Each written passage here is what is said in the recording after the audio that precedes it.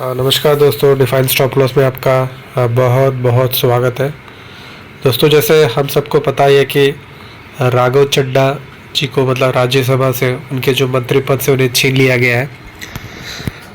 तो उसके छीनने के कई कारण है, क्योंकि हो क्या रहा था ना, बेसिकली जो राघव चड्ढा जी थे वो अपना एक अलग सा ही मुकाम बनाने की कोशिश कहीं ना कहीं कर रहे थे।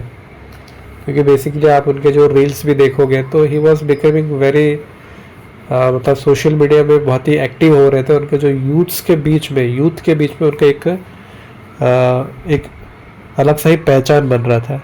वो जिस प्रकार के मुद्दे उठा रहे थे, ठीक है ना, भले वो गिग वर्कर्स के मुद्दे हो, चाहे वो एयरपोर्ट में समोसे के दाम हो, तो ये ऐसे जो मुद्दे थे जो मतलब एक कॉमन मैन को इफेक्ट करते हैं और जो कॉमन मैन उनसे रिलेट कर पा रहा था।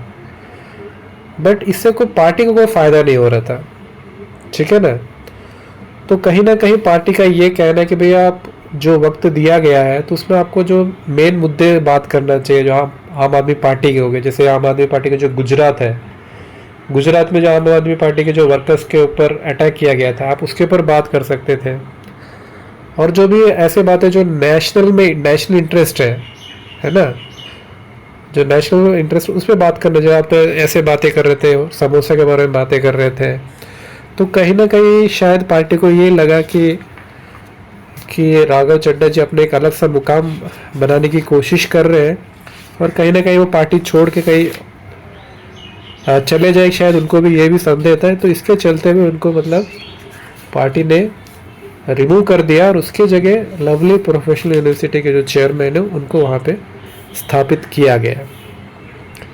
तो कहीं ना कहीं होना ये चाहिए था कि राघव चड्ढा जी को, भले वो लोगों के मुद्दे उठा रहे थे, तो कहीं ना कहीं मतलब उनको पार्टी के भी मुद्दे उठाना चाहिए था।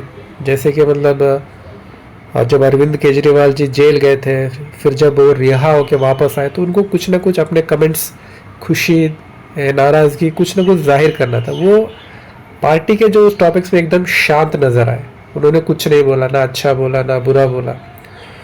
तो ये कहीं ना कहीं पार्टी को शायद पसंद नहीं आया और पार्टी को लगा कि वो मतलब एक अपना अलग पहचान, एक अलग मुकाम बनाने की कोशिश कर रहे हैं। पार्टी को लगा कि he is growing bigger than the party. और जब कोई आदमी पार्टी से उठकर बड़ा होने की कोशिश करता है तो पार्टी नेचुरली कि उसके पर कतरने की काम करती है। तो वही उनके जो पर है उसको कतरने का काम ही पार्टी ने किया है। भले ही अभी राघव चड्ढा जी बोल रहे हैं कि मैं अभी हारा नहीं हूँ, मैं फिर उभर के आऊँगा। बट बेसिकली क्या होता है ना, जब आप एक सिस्टम में रहते हैं तो आपको उस सिस्टम का एक बेनिफिट मिलता है, एक सिस्टम का फ़ायदा मिलता है। और जब आप सिस्टम से अलग हो जाते हैं तो फिर आपकी जो लड़ाई वो अकेली लड़ाई हो जाती है, तो उसका कहीं ना कहीं एक डिसएडवांटेज रहता है, उसके अपने नुकसान रहते हैं, ठीक है ना। तो मैं तो यही कहूँगा कि यदि राघव चड्ढा जी ये समोसा हो गया, गिग वर्कर हो गया, इनकी बात को रख रहे थे वो अच्छी बात है, लेकिन साथ में जो पार्टी की जो बातें भी रखते हैं, आम आदमी पार्टी के जो गुजरात में आम आदमी पार्टी के जो कार्यकर्ता के साथ जो जुल्म हुआ, ठीक है, या जब केजरीवाल की रिहाई हुई, या जब जो अपोजिशन ने जब संसद से वॉकआउट किया इलेक्शन मतलब वोट चोरी के मामले में, तो तब शायद वो साथ देते, उनके साथ रहते, तो शायद आज ये राघव चड्ढा जी की आज ये नौबत नहीं होती। अभी तो आगे वक्त ही बताएगा वो अपने आप को इस स्थिति से कैसे उभार पाएंगे, वो अपने आप को कैसे पोजीशन करेंगे, या अभी दोबारा वो एकदम नई शक्ति के साथ, नई ऊर्जा के साथ सामने आएंगे, या उनकी जो करियर है शायद ख़त्म भी हो जाए।